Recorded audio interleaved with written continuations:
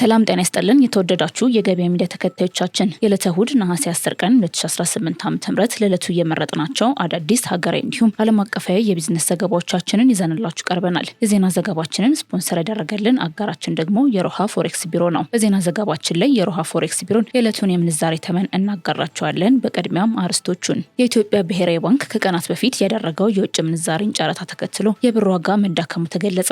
በዝርዝር የምትሰሙት ይሆናል። እንዲሁም የኢትዮጵያ ብሔራዊ ባንክ ከፍተኛ ቢሊዮን ብር ክፍተት ተገኝቶበታል። ባንኩ ወርቅን ለመግዛት ካወጣው ወጪ ያገኘው ገቢ ዝቅተኛ መሆኑም ተገልጿል። በዝርዝር እንመለከተዋለን። የኢትዮጵያ ንግድ ባንክ ለዲያስፖራው ማህበረሰብ ያዘጋጀው ልዩ አገልግሎትና የ50 ሚሊዮን ብር የብድር ማዕቀፍ ይፋ ተደረገ። ሙሉ መረጃውን የምናደርሳችሁ ይሆናል። በውጭ ንግድ ውል ጥሰት ላይ የተሰማራ የንግድ ማህበረሰብ በጥቁር መዝገብ ሊካተት መሆኑ ተሰምቷል። ጥብቅ እርምጃና ቁጥጥር እንደሚወሰድባቸውም ተገልጿል። በዝርዝር የምናደርሳችሁ መረጃችን ነው። የትራንስፖርት ኩባንያዎች በርካታ ገንዘብ ኢንቨስት ቢያደርጉም የተለያዩ ተግዳሮቶች እየገጠሟቸው መሆኑን ከመረጃዎቻችን መካከል ይዘነዋል። ወደ ዜናዎቹ አለፍን። አስደሳች ዜና ለውድ ደንበኞቻችንና ለቤት ፈላጊዎች በመሃል መገናኛ ዲያስፖራ አደባባይ አጠገብ የጫካ ፕሮጀክት እይታ ያለው ዘመናዊ አፓርትመንት በ40/60 አከፋፈል ከስቱዲዮ እስከ ባለ 3 መኝታ ቤቶችን ለተወሰነ ጊዜ ብቻ በሚቆይ ልዩ ቅናሽ አቅርበንልዎታል። ስቱዲዮ በ2.7 ሚሊዮን ብር ጠቅላላ ዋጋ፣ ባለ 1 መኝታ በ4.4 ሚሊዮን ብር ጠቅላላ ዋጋ፣ ባለ 2 መኝታ በ6.7 ሚሊዮን ብር ጠቅላላ ዋጋ፣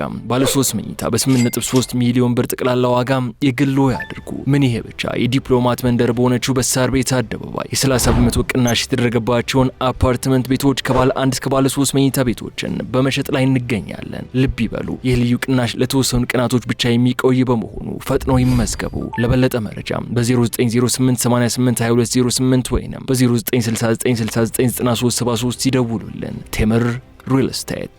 የአፍሪካ ሀገራትን የብድር ጫና ለመቀነስ የሚያስችል አዲስ የኢንቨስትመንት ፈንድ ይፋ ሆነ። በአፍሪካ ሀገራት ላይ የተደቀነውን ከፍተኛ የብድር ጫና ለማቃለልና የፋይናንስ ገበያን በዘላቂነት ለማቀላጠፍ ያለመ አዲስ አህጉራዊ የቦንድ ልውውጥ ፈንድ እስከ $250 ሚሊዮን የሚደርስ ግዙፍ የገንዘብ ድጋፍ ተመስርቷል። በታዋቂው ሊጋል ኤንድ ጀነራል ተቋም የሚተዳደረው ይህ አዲስ ፈንድ በኤስ&ፒ ዳውን ጆንስ ኢንዴክስ እና በአፍሪካ ኤክስፖርት ኢምፖርት ባንክ በተደገፈው የገንዘብና ዘላቂነት ተቋም በጋራ ያዘጋጀውን የቦንድ መለኪያ የሚከተል መሆኑ ተገልጿል። ፈንዱ ተቋማዊ ባለሀብቶች በአፍሪካ የዶላር ኖት የተሰጡ የመንግስት ቦንዶች ላይ ሰፋ ያለና የተለያየ የኢንቨስትመንት እድል እንዲያገኙ የሚያስችል ሰፊ በር ይከፍታል ተብሎ ይጠበቃል። የኤልኤስኤፍ መስራችና የተባበሩት መንግስታት ድርጅት የአፍሪካ ኢኮኖሚ ኮሚሽን የቀድሞ ዋና ዳይሬክተር ቬራ ሶንጌ ለጉዳዩ ማብራሪያ ሰጥተዋል። እርሳቸው እንዳሉት ከሆነ የዚህ ፈንድ ዋና ዓላማ የአፍሪካን የብድር ሁለተኛ ገበያ እድገት እውን ማድረግ ነው። የንግድ እንቅስቃሴውን የተሟላ የንግድ መጠን ለማድረስ ገበያው $1 ቢሊዮን ደርሶ ወሳኝ ደረጃ ላይ መድረስ እንዳለበት ሶንጌ አሳስበዋል። ለአዲሱ ፈንድ ስኬት የብሪታንያ የውጭ ጉዳይና ልማት ቢሮ የመነሻ ካፒታል ድጋፍ ማድረጉ ተጠቁሟል።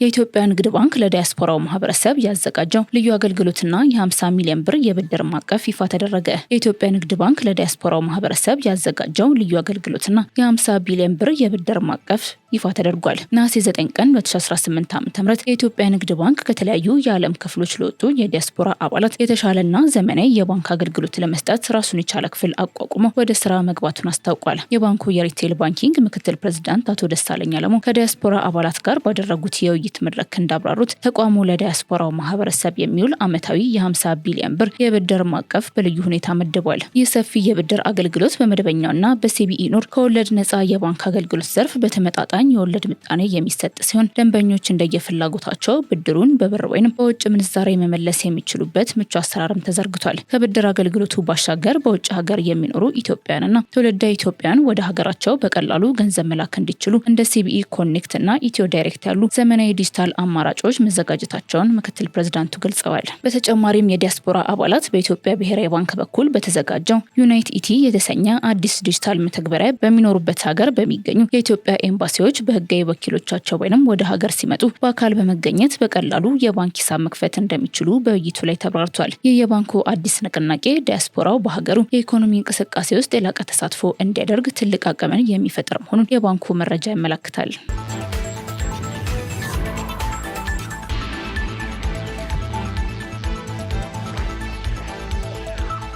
የኢትዮጵያ ብሔራዊ ባንክ ያወጣውን ጨረታ ተከትሎ ብር በ3 በመቶ ተዳከመ። ከቀናት በፊት በተካሄደው የበጀት ዓመቱ የመጀመሪያ የውጭ ምንዛሬ ጨረታ የዶላር ፍላጎት በከፍተኛ ሁኔታ መጨመሩና ብር በዶላር ፊት የበለጠ መዳከሙን የኢትዮጵያ ብሔራዊ ባንክ ያወጣው የጨረታ ውጤት አሳይቷል። ብሔራዊ ባንኩ ለጨረታው 125 ሚሊዮን ዶላር መመደቡ ይታወሳል። እንዲያም ሆኖ 28 ባንኮች 470.17 ሚሊዮን ዶላር ለመግዛት ፍላጎት አሳይተዋል። በዚህ መሰረት ፍላጎቱ በጨረታ 276 በመቶ ያህል ከፍ ያለ መሆኑን ያሳያል። ከፍተኛው የጨረታ ዋጋ $1 163.98 ብር ሲሆን ከቀዳሚው ጨረታ ከፍተኛው ጋር ሲነጻጸር የ4.4 በመቶ ጭማሪ አሳይቷል። የተሳካ ጨረታ ያለው አማካይ ዋጋ $1 161.79 ብር ሆኗል። ይህም ከቀዳሚው ጨረታ አማካይ ዋጋ ጋር ሲነጻጸር የ3 በመቶ ያህል ብርን ያዳከመ መሆኑን ኢትዮጵያ ቢዝነስ ቪው ገልጿል። ጨረታው ለበጀት ዓመቱ የመጀመሪያ ሲሆን ከቀደመው ጨረታ በ6 ሳምንት ውስጥ የተደረገ ነው። ኢትዮጵያ ብዙ የነዳጅ፣ መድኃኒት፣ ማሽነሪ፣ የማምረቻ ግብአትና ሌሎች እቃዎችን ከውጭ የምታስገባ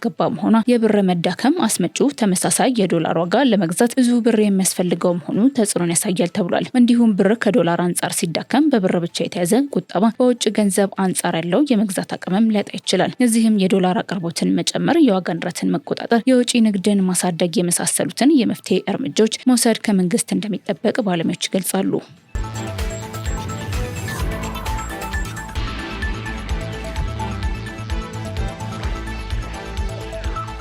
በውጭ ንግድ ውል ጥሰት ላይ የተሰማራ የንግድ ማህበረሰብ በጥቁር መዝገብ ሊካተት መሆኑ ተሰማ።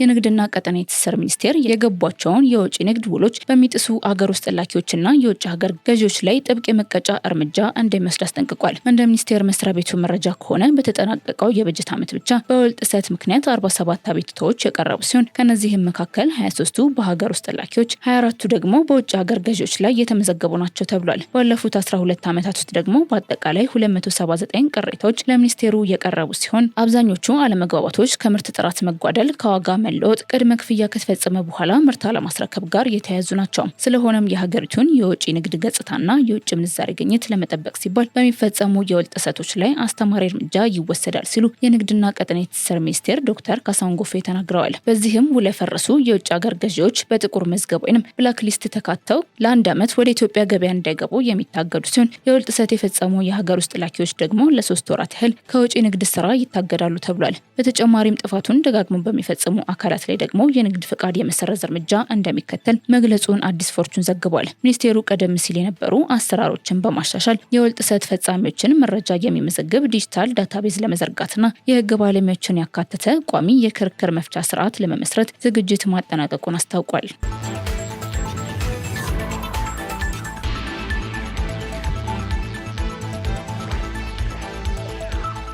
በ640 ሚሊዮን ብር ወጪ የተገነባው የሶላር ኃይል ማመንጫ ተመረቀ። በምስራቅ ሐረርጌ ዞን ቁምቢ ወረዳ ስር በሚገኙት ሀሮሪና ሀሮ ጉራቲ ቀበሌዎች የተገነቡ 2 የሶላር ወይንም የፀሐይ ኃይል ማመንጫ ፕሮጀክቶች ተመርቀው ለአገልግሎት ክፍት ሆነዋል። እነዚህ በ640 ሚሊዮን ብር ከፍተኛ በጀት የተሰሩት የንጹህ ኢነርጂ ማመንጫዎች የአካባቢውን ማህበረሰብ የኤሌክትሪክ መሰረተ ልማት ጥያቄ በዘላቂነት የሚመልሱ ናቸው። በምረቃ ስነ ስርዓቱ ላይ የተገኙት የውሃና ኢነርጂ ሚኒስትር ዴኤታ ኢንጂነር ሱልጣን ወሊን ጨምሮ ከፍተኛ የክልልና የዞን የስራ ኃላፊዎች ፕሮጀክቶቹን ለአገልግሎት ክፍት አድርገዋል። አጠቃላይ 850 ኪሎዋት የኤሌክትሪክ ኃይል የማመንጨት አቅም ያላቸው እነዚህ ፕሮጀክቶች 3646 ለሚሆኑ አባወራዎች አስተማማኝ የብርሃንና የኃይል ምንጭ በመሆን የአካባቢውን ነዋሪ ማህበራዊና ኢኮኖሚያዊ ህይወት ወደ ላቀ ደረጃ የሚያሸጋግሩ ይሆናሉ። ይህ ስኬት መንግስት የንጹህ ኢነርጂ አቅርቦትን በሁሉም የኢትዮጵያ ክፍሎች በማዳረስ ዘላቂ የልማት ግቦችን ለማሳካት የጀመረው ሀገራዊ የስራ ሂደትን የሚያሳይ ነው ተብሏል።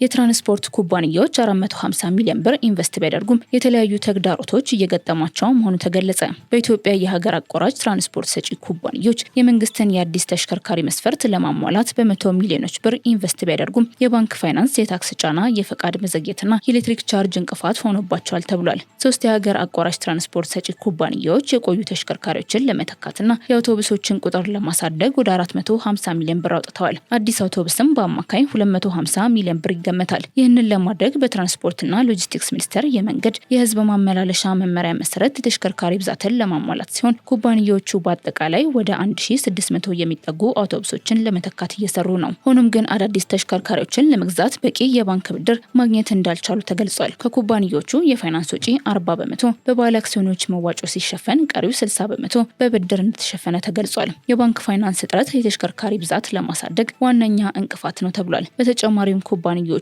የታክስና የጉምሩክ ወጪ ከፍተኛ መሆኑን አንስተዋል። እንዲሁም ከ8 ወራት በፊት የተገዙ አንዳንድ ተሽከርካሪዎች በቢሮክራሲ መዘግየት ምክንያት እስካሁን የስራ ፈቃድ እንዳላገኙ ተገልጿል። የትራንስፖርትና ሎጂስቲክስ ሚኒስትር ዴኤታ በርኦ ሀሰን ለኦፕሬተሮቹ ቀጥተኛ የገንዘብ ድጋፍ እስካሁን እንዳልተደረገ አንስተዋል። መንግስት ለኤሌክትሪክና ለተፈጥሮ ጋዝ ተሽከርካሪዎች እንዲሁም መለዋወጫዎች ከቀረጥ ነጻ እንዲገቡ መደረጋቸውን ገልጸዋል። በተጨማሪም የኤሌክትሪክና የተፈጥሮ ጋዝ ተሽከርካሪዎችን ለማስፋት የሚያስፈልገው መሰረተ ልማት በቂ አለመሆኑ ሌላ ችግር ሆኖ ተነስቷል። የትራንስፖርትና ኢነርጂ ባለሙያው በረከት ተስፋዬ ወደ 1600 የሚጠጉ የሀገር አቋራጭ አውቶቡሶችን ወደ ኤሌክትሪክ ለመቀየር በኢነርጂ፣ በፋይናንስ፣ በሰው ኃይልና በደህንነት ዘርፍ በቂ ዝግጅት እንደሚያስፈልግ ገልጸዋል። በተለይም 15 ወይም 20 ኤሌክትሪክ አውቶቡሶች ያሉት ኩባንያ ከነባር ትራንስፎርመሮች አቅም በላይ ሊሆን ስለሚችል የራሱ ሰብስቴሽን ሊያስፈልገው እንደሚችልም ባለሙያው ጠቁሟል። በአጠቃላይ የሀገር አቋራጭ ትራንስፖርት ዘርፉ ከ1995 በላይ አውቶቡሶችን በ13 ማህበራት ያደራጀ ሲሆን 255 የክልል አቋራጭ መስመሮችን ያገለግላል።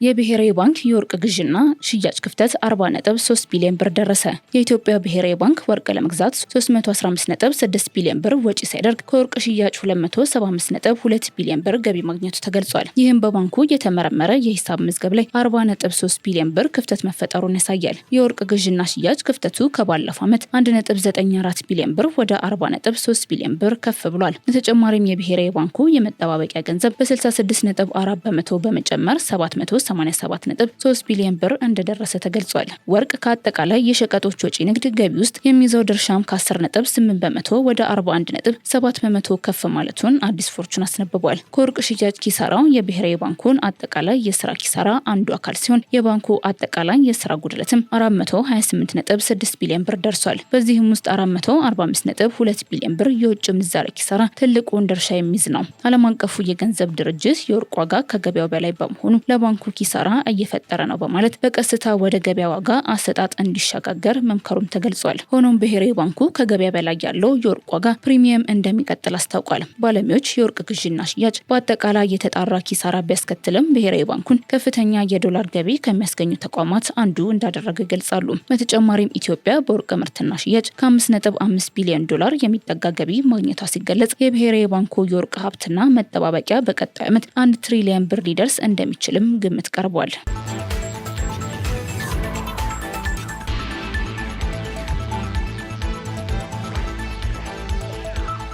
በመጨረሻም የሮሃ ፎሬክስ ቢሮን የዕለቱን የምንዛሬ ተመን እናጋራቸዋለን። በዚህም የአሜሪካን ዶላር በ178 ብር ከ23 ሳንቲም እየተገዛ በ181 ብር ከ79 ሳንቲም እየተሸጠ ይገኛል። የእንግሊዝ ፓውንድ በ231 ብር ከ44 ሳንቲም እየተገዛ በ236 ብር እየተሸጠ ይገኛል። ዩሮ በ200 ብር ከ45 ሳንቲም እየተገዛ በ204 ብር ከ45 ሳንቲም እየተሸጠ ይገኛል። የስዊስ ፍራንክ በ215 ብር ከ18 ሳንቲም እየተገዛ በ219 ብር ከ48 ሳንቲም እየተሸጠ ይገኛል።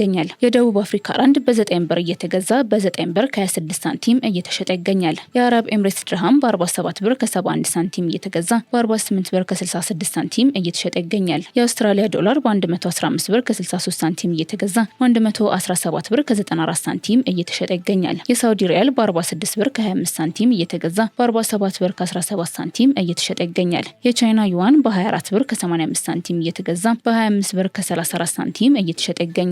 የካናዳ ዶላር በ121 ብር ከ18 ሳንቲም እየተገዛ በ123 ብር ከ60 ሳንቲም እየተሸጠ መሆኑን የሮሃ ፎሬክስ ቢሮ የውጭ ምንዛሬ ተመን ያሳያል።